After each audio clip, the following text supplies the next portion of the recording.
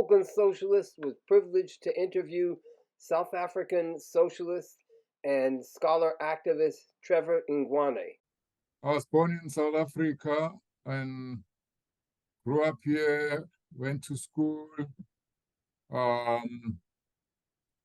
During apartheid days, we had universities called bush colleges because, we call them bush colleges because they're kind of second, third class institutions of learning. And in fact, you wouldn't be able to complete your degree there because there are always those student disturbances where students go on strike and then you all get expelled. So that was life then. And then at that time, of course, everyone was more or less trying to do their bit, fighting against apartheid, although, the majority of people were just trying to survive the system, I would imagine. And then we got our independence in 1994. At that time, I was already a socialist, and also I worked for a union. Like you, my union expelled me twice, but that was because in the run-up to freedom, there was a period of cleaning the decks, as it were. So, people talk about a peaceful transition. But from about 1990, actually 1989, there was a lot of violence, a kind of cleaning up. Some of the violence, of course, was waged by a man who died last week, Gaja Buthelezi, who was a Zulu chief and leader of a political party in Qatar, and a Bantustan leader, a leader of a Bantustan called Zululand. I happen to come from Zululand, and then and then in any case, we got our independence. Another cleaning up was getting rid of radicals from various organizations. Unfortunately, it also included closing down organizations. Trevor joined the ANC and also the South African Communist Party, which had been seen as the real revolutionary wing of the ANC. I didn't last in the Communist Party because when the ANC was unbanned, the Communist Party was unbanned, I was already a socialist, and my politics was more or less well-defined. So I didn't agree with the SACP, although not strongly so. But when I started attending branch meetings in 1990, 91, they were so boring, Trevor got elected as a local councillor. Here he explains what happened. Although at that time, the ANC, in asserting itself, it had allowed the civics, the community organizations, to also nominate half the public representatives, half the candidates. So I was nominated by both the ANC and then by the civic. Even if you are nominated by the civic, you ran in the election on an ANC ticket. Of course, this arrangement of giving power to the civic disappeared after that first election. Remember also, even the unions, COSATU, the Congress of South African Trade Unions, for the first national elections, it was allowed to nominate 20 parliamentarians. Some of them became cabinet ministers, which was part of hegemonizing the mass movement, but also maybe part of getting votes by the ANC. So after 4 years, I had a fight with the ANC because they were busy privatizing, and attacking the union, the South African Municipal Workers Union, municipal workers, who were the first target of privatization. So I was expelled and I served my last term of office as an independent because the ANC did not want to have a by-election, in case I won, or it was going to be bad publicity. So that's how it ended. But what kind of organizing did you do outside of the ANC after that period? The civics were doing that anyway, even before the ANC took power, because remember, part of the strategy of fighting against apartheid was to take over some of the duties of the state. So when I left the ANC in 1999, already there was a struggle against privatization of municipal services. So we're organizing around that. And then the unions were also fighting against that. We're also organizing around various issues concerning the provision of what we call basic services, water, electricity, housing. Part of organizing locally also involved just addressing people's day-to-day problems, including, dispute resolution, family fights, neighbor fighting neighbor. In fact, at the height of the civics, we had community courts. I've run a community court where I'm sitting there as a judge.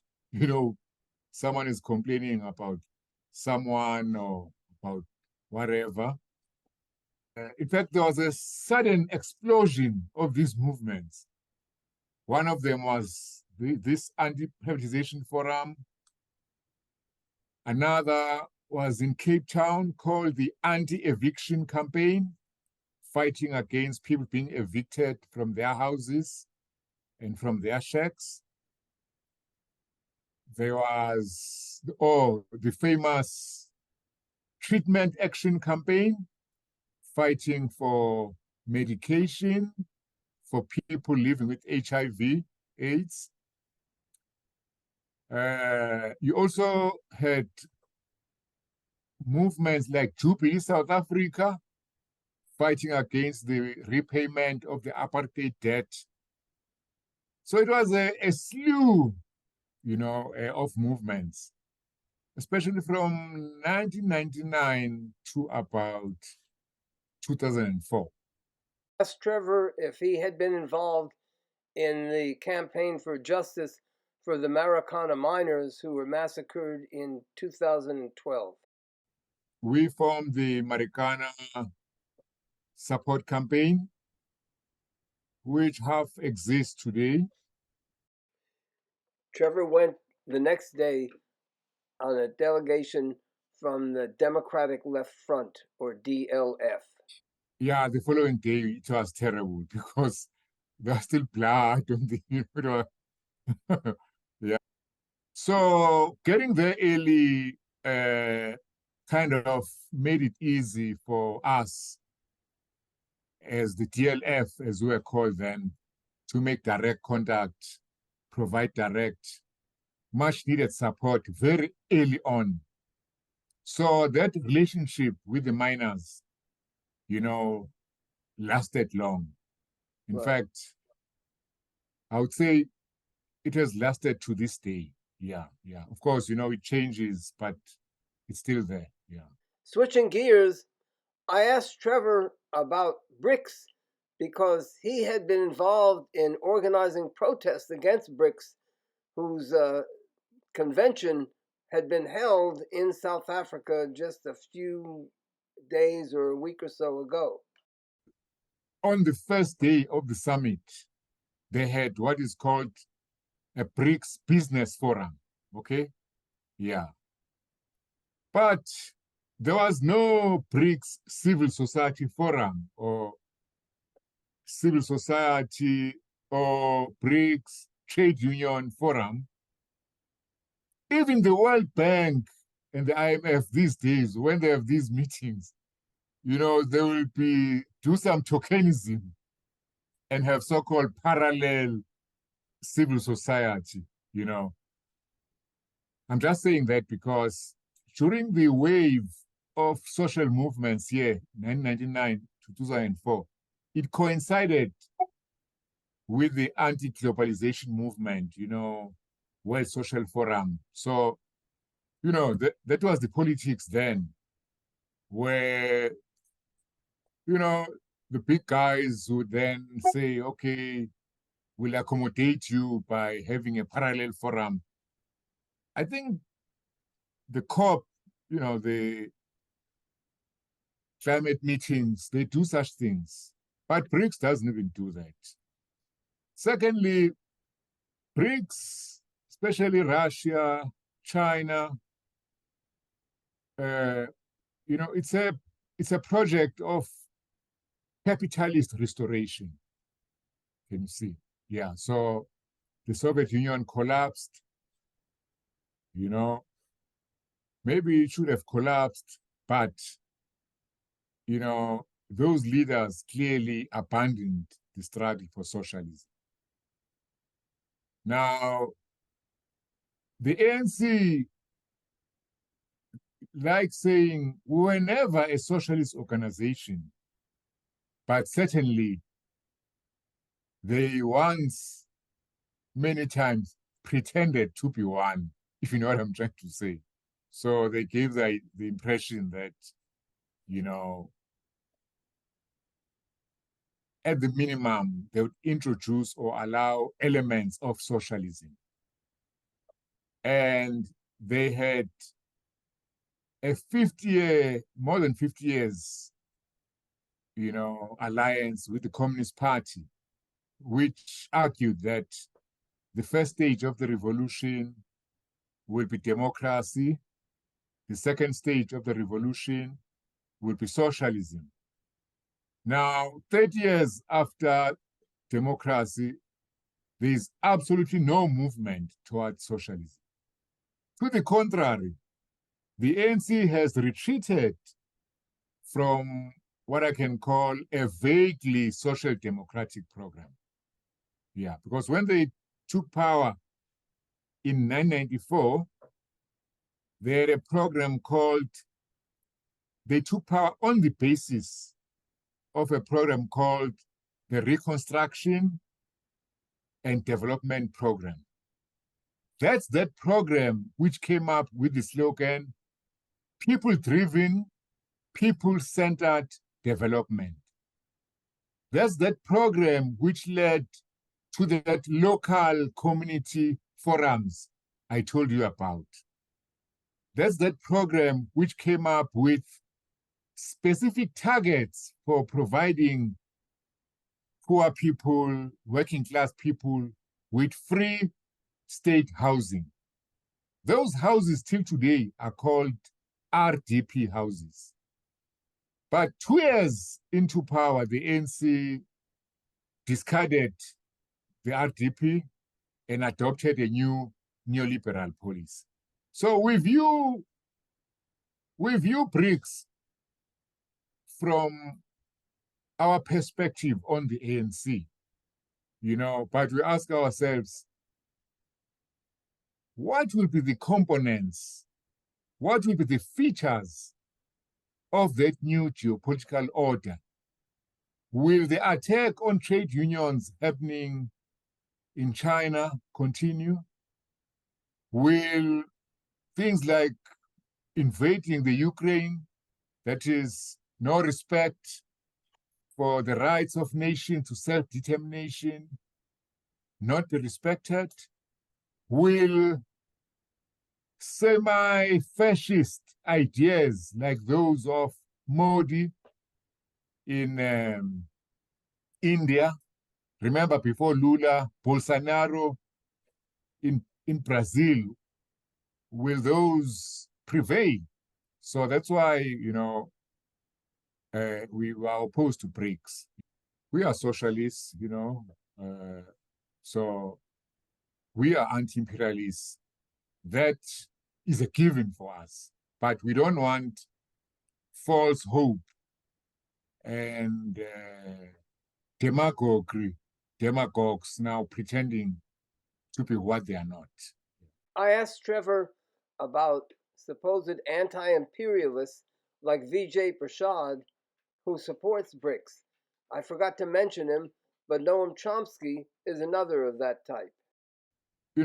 They simply adopt, I think even BRICS, they do this. They just adopt this terminology, the global south and the global north.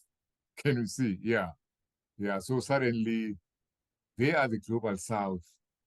Whether they are dictators, whether they are anti-worker, whether they, the UAE, Iran, I'm not talking about the country, like you said, but the states there, the governments, they are part of the global south. Can you see? So whatever they do, must be good. Because when they thrive... Israel too is part of the global south. Sorry? I said, so is Israel part of the global south. Yeah. Yeah, so that's... Yeah, I'm just trying to point out the completely...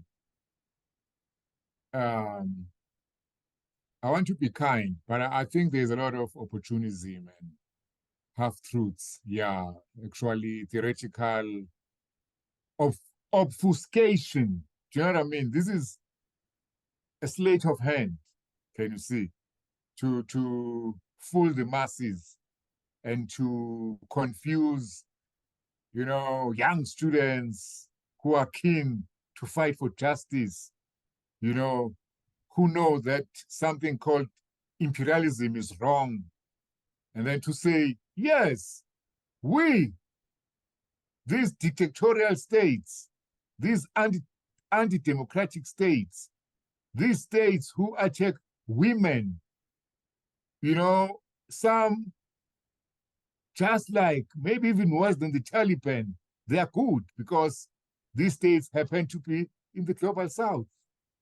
So, I don't agree with that politics. I asked about the role of Roy Singham in South Africa. And Trevor started by talking about his role in the National Union of Metal Workers of South Africa, or NUMSA. I'm a member of NUMSA, the union, because, I work at a university. And, NUMSA is spread everywhere. So NUMSA helped spearhead a workers' party, the SRWP, Socialist Revolutionary Workers' Party. And then, from what I hear, but these things are not transparent, Yeah, so you hear, in the corridors. No one says, thank you, comrades. Here is the financial statement. 1 million came from a guy called C. It doesn't happen. In fact, I like saying to comrades, this is money which comes through the roof, like there's a hole in the roof. Right. And the roof is the leader who is near the roof. So it doesn't come through the door where, the treasurer of the organization can sign for it. So that's all I know, and that's as far as I can comment, and even comment strongly, because my feeling is that even with NUMSA, even though it gets its subscriptions from workers, I believe that there's money coming through the roof. So certainly for the SRWP, it seemed to me that money is coming through the roof. Can you see? Now, when that happened, I joined SRWP, like many comrades here. Grassroots activists, maybe guys like me, you can call us mid-layer activists, whether positive or negative, just get sidelined. Can you see? Because the man is talking now. Can you see? And then the accountability is not coming from the ground up, as is our tradition, but it's from the top of the roof in downwards. So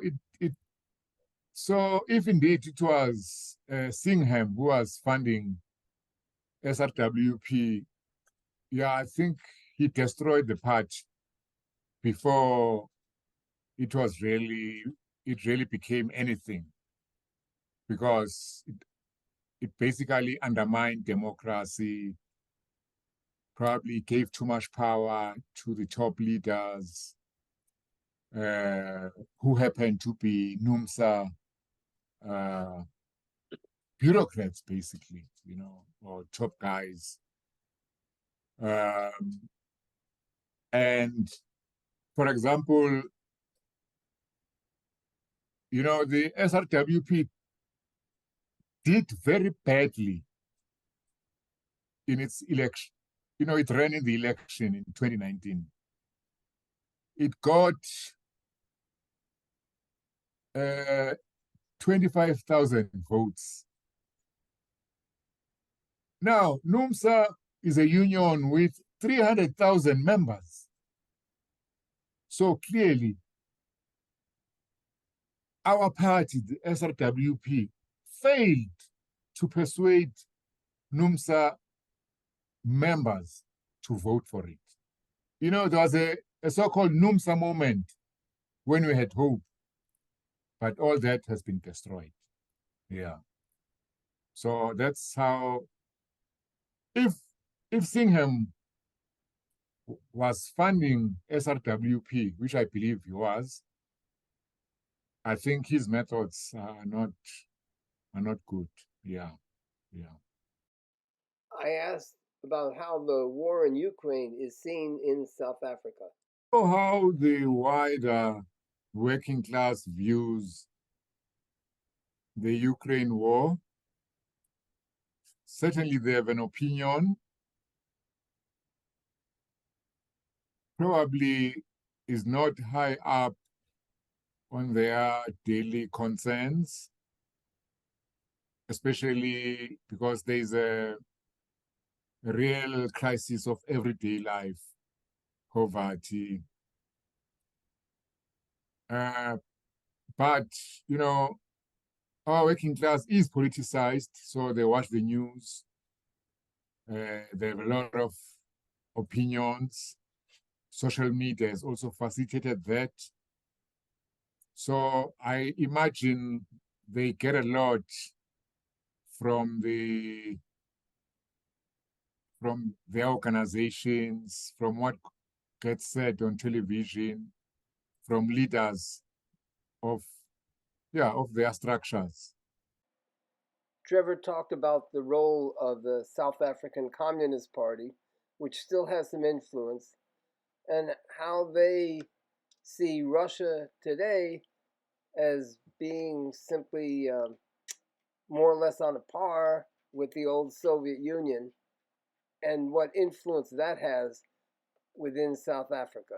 So, so there is that Soviet nostalgia. There is also a misunderstanding of Putin. Sometimes he's projected as a hero, someone who can stand up to the West, someone who is able to defy the USA. And then there is a perception that, or a narrative that the Ukraine invasion was provoked by the Ukraine government, who allowed itself to be a pawn and be used against the against Russia. So there's a lot of talk about it's a proxy war, NATO. Yeah, so it's like that. And the whole thing then is understood in terms of what I can call an abstract analysis of geopolitics. My view is that with my comrades, we are socialists here. Firstly, what can a Ukrainian worker do if he's in Kiev or, I don't know, the Donetsk or wherever they are, and then bombs start raining on your apartment, Yeah, and then next thing, hundreds of thousands, millions must be displaced, move away. So we think that worker has to take up arms and defend the country, defend his or her people, defend, the, the place where he or she lives, and we would support, materially or politically that struggle. Can you see? Yeah. We also understand that even though we don't support the Ukrainian state, but we cannot see how that ordinary worker would defend himself effectively without standing with the Ukrainian state, without joining an organized army, without getting training, using those weapons. So on that ground, we support the struggle of the Ukrainian people with their state, against the Russian war. That's my position, Yeah, that's my position. And then, one day, just to give you another angle, but it's the same thing. Some people from the Ukraine came here, some academic types, and then they were doing the rounds. And then somehow they wanted to meet UJ academics. So they must have met them, but then someone must have said, you must also meet the left. So some left academics met with them, just a few of us, I don't know, about 5, in a restaurant. They were obviously funded by the Ukrainian state because they had bodyguards, whatever. But among them were professors, some NGO person, so they were civil society people doing a job. So they went on and on about the history. Okay, I'm sure you know that history. it's not complicated, but it's long, because it goes back, Russia and the Ukraine and the Tsar and the Empire, so, and some of them were historians, so and then they could refer to documents, but basically arguing for the right of the Ukrainian nation to self-determination. Okay? Yeah, basically. And then on our side, my comrades or those colleagues who were there, they started asking questions. So the questions were not bland. They were like critical. What about, can you see? Yeah. What about this and that?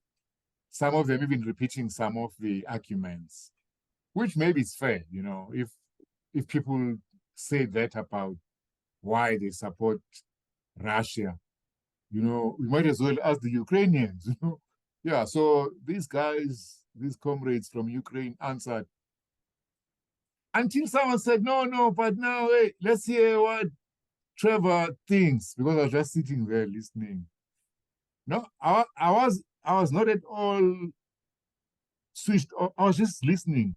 Can you see? Yeah, open-mindedly.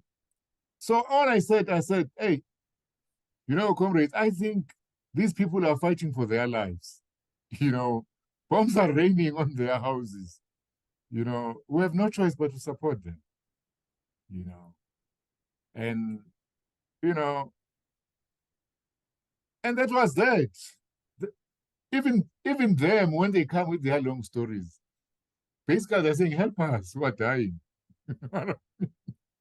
Yeah, yeah. So that's my view. That's my view. We discussed how we can work together going forward. That would include possibly having some joint forums and that sort of thing, possibly even having a visit to South Africa, all headed towards the goal of establishing direct links between the workers in the United States and the workers in South Africa. Following that, I asked Trevor for any final words. Here's what he said. Marx said the working people have got no country. The working people have got no country. Yeah. Instead, they have a world to win. But that world, they can only win by reaching out across the borders. Workers don't belong to any nation, because these nations are actually class formations supervised by bourgeois ideologues acting on behalf of capital, And Marx said the working class is the revolutionary subject. So